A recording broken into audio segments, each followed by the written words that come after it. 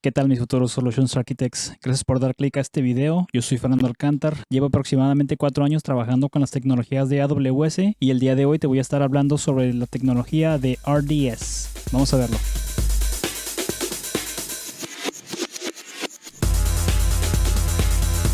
Amazon Relational Database Service es un servicio que facilita la operación, configuración y escala de una base de datos en la nube.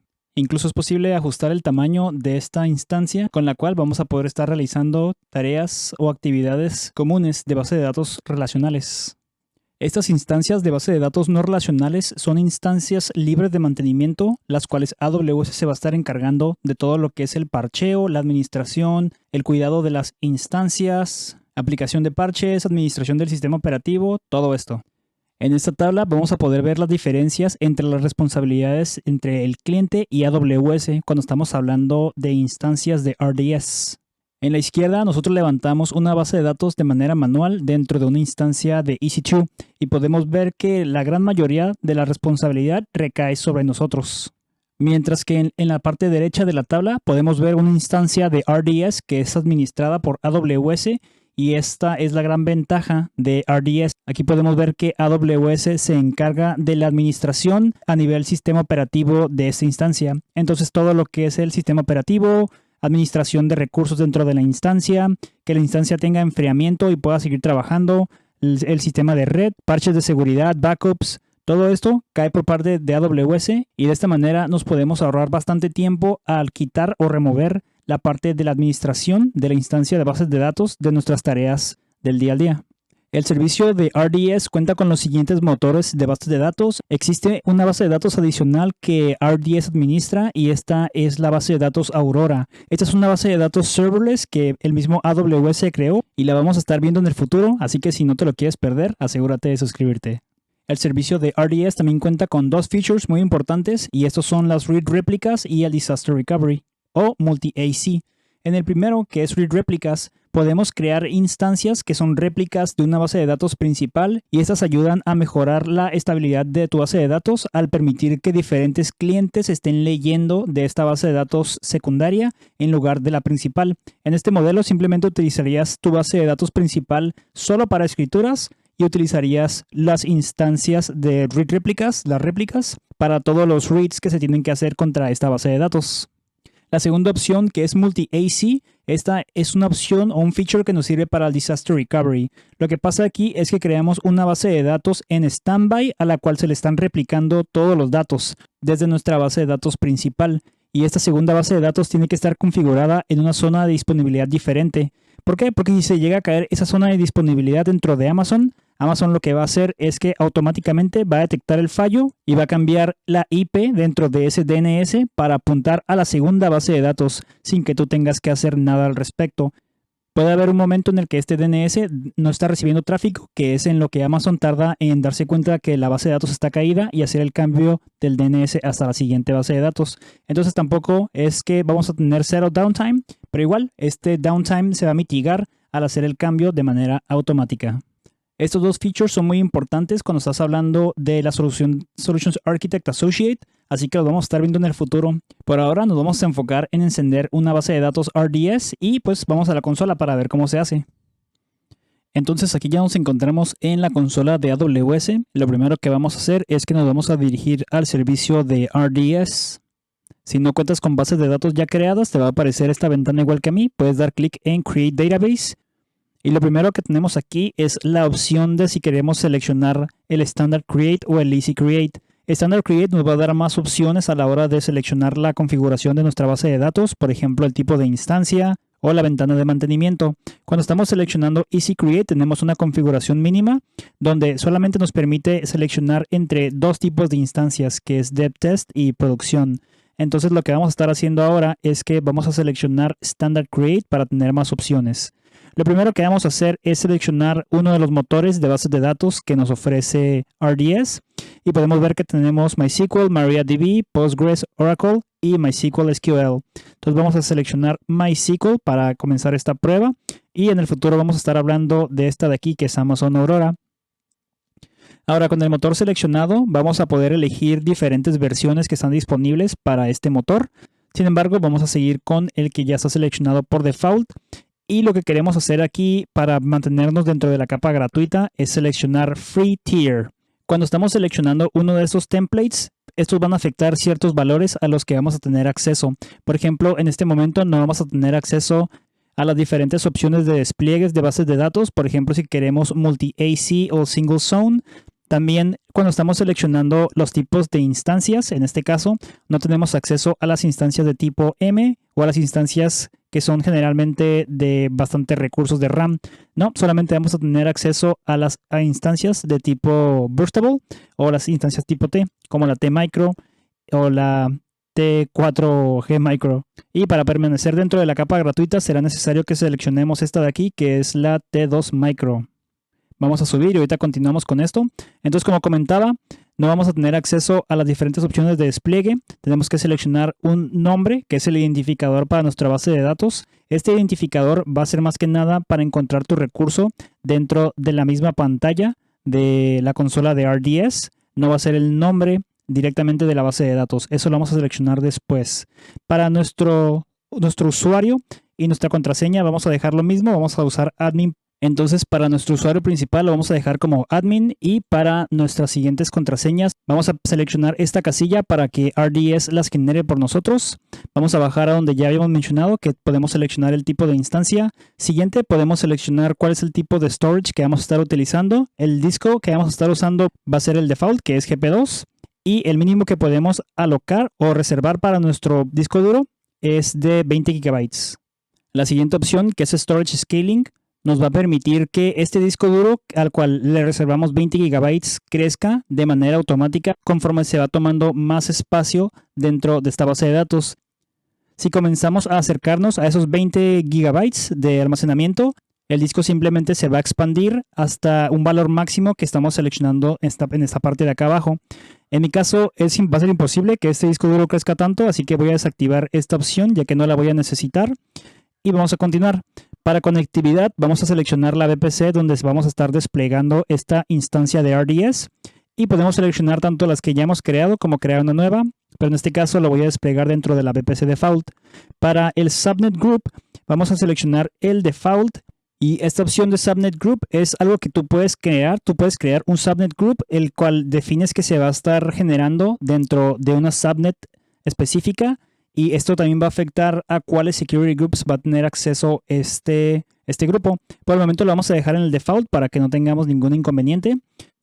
Y otra opción que me gustaría comentar es esta, y esta es muy importante. Si queremos que nuestra base de datos sea publicly accessible, yes or no. En el caso de yes, el DNS que se va a generar para poder accesar a esta base de datos se va a resolver a una IP pública, es decir que este DNS vamos a poder accesarlo desde cualquier lugar, desde nuestro local, desde nuestra oficina, desde mismo AWS, lo vamos a poder resolver siempre y cuando estemos dentro del security group que está asignado a esta instancia. En el caso contrario, vamos a seleccionar que no, y eso significa que este recurso se va a generar con un DNS que se resuelve a una IP privada. Entonces, si seleccionamos que no, vamos a poder solamente resolverlo si desplegamos una instancia dentro de esta VPC. Lo siguiente que vamos a seleccionar es los VPC Security Groups. Podemos crear un Security Group nuevo o podemos seleccionar uno existente. En mi caso, voy a crear uno nuevo y lo vamos a poner como RDS Security Group. En cuanto a la zona de disponibilidad, en este momento realmente no importa, no tenemos preferencia. Esto solamente nos importaría si estamos seleccionando la configuración de multi-AC, pero en este momento no va al caso. La configuración adicional es precisamente qué puerto es el que vamos a estar utilizando para conectarnos a esta instancia. Y por default, MySQL utiliza el puerto 3306. Bajando un poco más, tenemos las diferentes maneras de comunicarnos con nuestra base de datos. Y lo que vamos a estar usando es la Password Authentication. Eso significa que si queremos conectarnos a esta base de datos RDS, vamos a tener que pasarle el usuario y la contraseña, que es admin, y la contraseña se va a generar de manera aleatoria. Pero también es posible autenticar de diferentes maneras, por ejemplo, utilizando un rol de IAM. Y vamos a pasar a lo que es la última opción que tenemos disponible, y ese es aquí donde podemos seleccionar por fin el nombre de nuestra base de datos. El nombre lo vamos a dejar como MySQL para no tener ningún tipo de problemas a la hora de conectarnos. En la parte de acá abajo tenemos estos parámetros que son los DB parameters y los option groups, y estos simplemente funcionan como templates de configuración para cuando tú deseas ya tener la información precargada. Digamos que estamos levantando una instancia que necesitamos que sea multi-AC, entonces aquí es donde configuraríamos los parámetros para tener esa instancia ya preconfigurada. Y pues vamos a bajar y vamos a tener la opción aquí de backups. Backups automáticos, esto los AWS los va a estar tomando en una ventana de preferencia que tú especifiques, donde tú creas que vas a tener la menor cantidad de tráfico para no afectar a tus usuarios. Entonces podemos bajar y podríamos seleccionar una ventana donde podemos especificar cuál es el tiempo que yo puedo darme el lujo para tomar este snapshot. Y hay que considerar que el tiempo está en UTC y cuánto es la ventana de tiempo que estoy permitiendo a AWS para que se tome este snapshot o este backup. De la misma manera, si bajamos un poco más, vamos a tener la ventana de mantenimiento y esto es algo similar. Las ventanas de mantenimiento son ventanas que AWS utiliza para poder programar mantenimiento o parches que se van a realizar a las diferentes instancias que tengamos configuradas.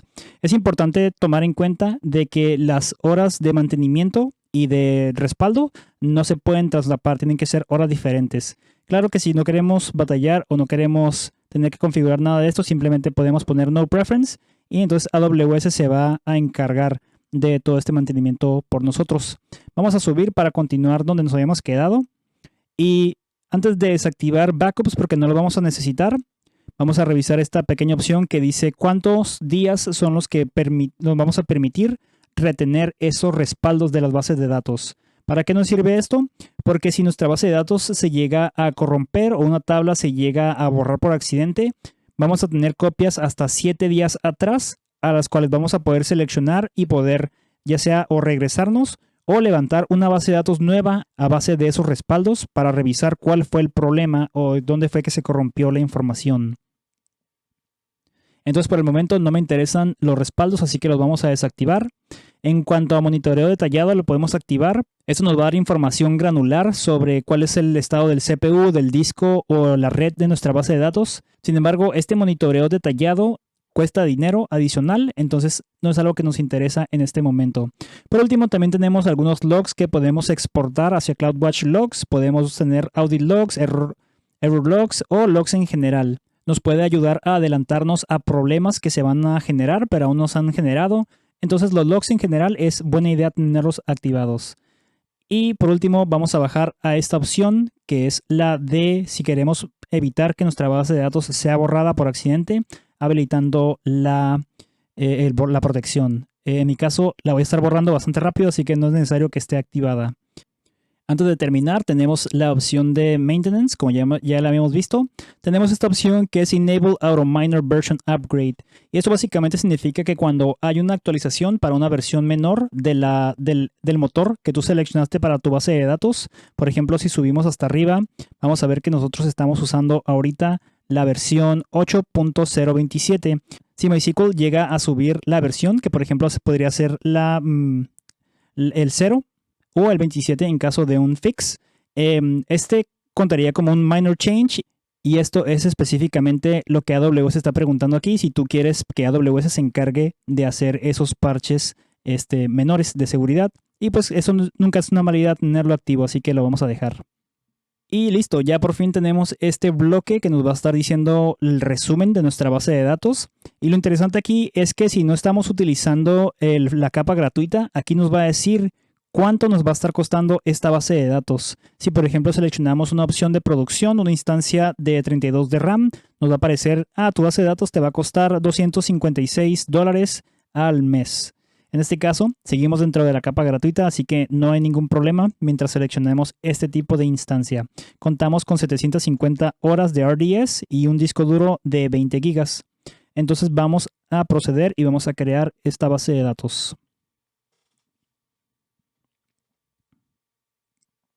Y nos apareció un error, nos dice que el nombre MySQL no puede ser usado, ya que claro, la base de datos principal se llama MySQL. Entonces, precisamente lo que nos queríamos evitar fue lo que nos tronó. Vamos a ponerle el nombre de Fernandoing para crear nuestra base de datos especial. Entonces vamos a bajar de nuevo y vamos a dar clic en Create Database. Y pues aquí tenemos nuestra primera base de datos creada. Podemos ver que se generó con el nombre que ya estaba definido como la Database 1 y podemos ver que está en estado de creándose. En la parte de acá arriba nos está apareciendo un banner que nos dice que vamos a poder ver y rescatar las credenciales que se van a generar para esta base de datos solamente una vez. Entonces vamos a dar clic en View Credential Details para poder verlas. Aquí tenemos la contraseña que va a ser la Master Password para esta base de datos, así que voy a estar seguro de guardarla para poder usarla después. Y por ahora vamos a dar close y ya no vamos a poder rescatar esta contraseña. Sin embargo, es posible, aún así, cuando esta base de datos ya esté generada, seleccionarla y dar clic en Modify para poder entrar a la sección de contraseñas y poder generar una nueva, en dado caso de que la perdamos. Lo que vamos a hacer ahora, mientras esperamos que esta base de datos levante, es que vamos a estar modificando ese security group que se creó de manera automática para poder asegurarnos que nos vamos a poder conectar desde una instancia que ya tengo en espera en la sección de EC2. Entonces lo primero que vamos a hacer es que vamos a dirigirnos a EC2, vamos a buscar nuestra instancia. Aquí está la instancia que ya tengo creada.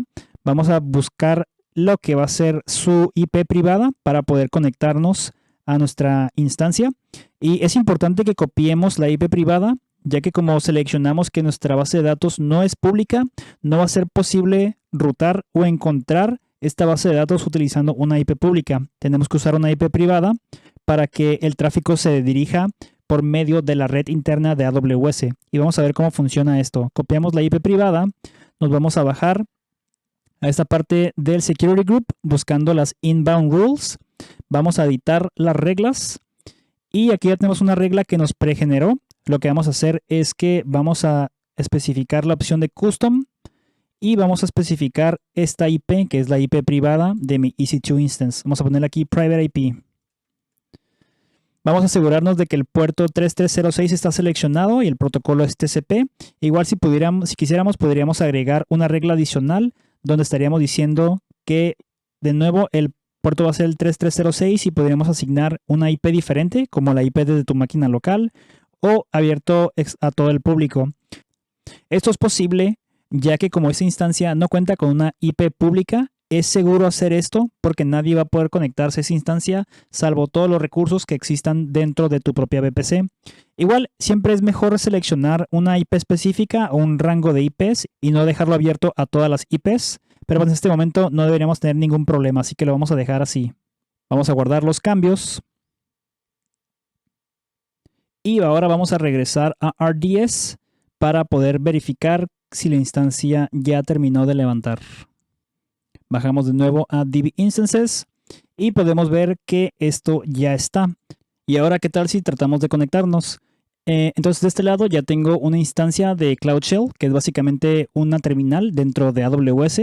Lo que voy a hacer para poder conectarme es seleccionar mi instancia de EC2 y vamos a dar clic en Connect. Vamos a copiar esta dirección y esto solamente para poder conectarme a la instancia que voy a estar utilizando como intermedio. Esa instancia ya cuenta con el servicio de MySQL instalado y lo que vamos a estar haciendo es que vamos a entrar a esta database, vamos a buscar el DNS, el endpoint, y vale la pena mencionar que este endpoint de nuevo es privado, solamente puedo accesarlo desde dentro de AWS. Entonces vamos a hacer el comando de nuevo MySQL, vamos a pasarle "-h" para seleccionar el host va a ser el DNS, vamos a pasarle "-u" para pasarle el usuario, que es el administrador, y le escribimos "-p" para que nos pida la contraseña en un momento. Ahora vamos a copiar esa contraseña que nos había dado el servicio de RDS antes. Vamos a dar clic y paste. Y con un enter vamos a poder entrar por fin a nuestra base de datos. Entonces aquí ya estamos conectados directamente a la instancia de MySQL. Es posible incluso seleccionar diferentes comandos para ver cuáles son las opciones que tenemos disponibles. E incluso podríamos mostrar todas las bases de datos que tenemos en este momento para poder ver que aquí está la base de datos que seleccionamos al principio, ¿no? La base de datos de Fernandoing. Antes de terminar con el video, vamos a explorar un poco la consola de RDS para ver qué opciones tenemos cuando estamos aquí. Vamos a poder ver inmediatamente que nos muestra cuál es el CPU de esta instancia. También vamos a poder ver el número de conexiones que están siendo realizadas a esta base de datos. Y es importante mencionar que este es un número que incrementa con el tamaño de tu instancia, ¿no? Entonces me parece que la instancia T2 Micro solamente cuenta con un límite de 20 conexiones. Sin embargo, una instancia como una M5 cuenta con más de 100, ¿no? Es algo que tienes que considerar cuando estás seleccionando el tipo de instancia. Vamos a poder ver otros detalles como el engine y en qué región está.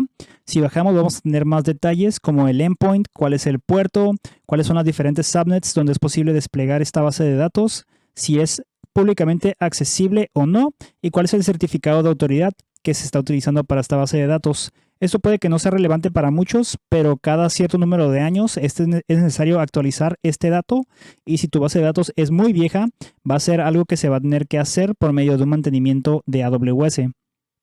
Si bajamos más, vamos a poder ver cuáles son las diferentes reglas que tenemos anexadas a los security groups de esta base de datos. Y por último tenemos la opción de replicación y aquí es donde podríamos crear o ver si tenemos replicación hacia zonas de disponibilidad diferentes en caso de que queramos evitarnos algunos problemas. Si subimos, vamos a tener la pestaña de monitoreo para poder ver los diferentes tipos de recursos que se están monitoreando, como el CPU, la cantidad de conexiones. En este caso quizás detectó mi conexión, entonces estamos viendo 1. Tenemos el espacio disponible y eso es algo muy curioso que no podemos ver cuánto espacio es el que se está utilizando. Al contrario, podemos ver cuánto espacio tenemos disponible, ¿no? En este momento tenemos todavía los 20 GB disponibles. Tenemos más detalles, como podríamos ver los logs de las instancias. Podemos ver cuál es la configuración actual para esta base de datos, como 1 de RAM, cuál es el engine de la base de datos. Y hasta abajo podríamos ver una cantidad de recomendaciones que nos puede dar AWS. Por ejemplo, si tuviéramos nuestra base de datos en una zona pública, quizás nos aparecería aquí que es recomendable que esté privada o que activemos la opción de backups automáticos. La siguiente pestaña es la de mantenimiento y backups. Y aquí también vamos a poder ver cuáles son los siguientes mantenimientos que tenemos programados o que están pendientes por ser tomados. Y por último, antes de terminar, vamos a poder entrar a la opción esta de Modify, donde vamos a poder modificar otros valores que ya están definidos en nuestra base de datos en caso de que los hayamos perdido o necesitamos crecer esta base de datos. Después de un momento ya nos aparecen las diferentes opciones y vamos a poder ver que tenemos para cambiar el identificador. Podemos crear una contraseña maestra nueva y aquí es donde puedes cambiar tu contraseña en dado caso de que la hayas perdido. Podemos cambiar el tipo de instancia y vamos a poder ver que ya no estamos bloqueados precisamente a las instancias T2 Micro. Ya podemos salirnos de las training wheels y podemos seleccionar cualquier tipo de configuración que queramos. Podemos cambiar el disco y así como las diferentes opciones para mantenimientos y respaldos. Y entonces hasta aquí le vamos a dejar, mis futuros Solutions Architects. Espero les haya servido el video, quizás fue un poco largo, pero RDS es un tema bastante interesante que va a ser indispensable que lo sepas para poder pasar tu examen de certificación Solutions Architect. Entonces ya sabes cómo va este rollo. Si tienes más dudas, déjamelas en la parte de abajo o te puedes unir a nuestro servidor de Discord para platicar más a gusto. Si te gustó el video, déjame un like, considera suscribirte, comparte este video con alguien que piensas que le pueda servir y pues nos estaremos viendo en la próxima.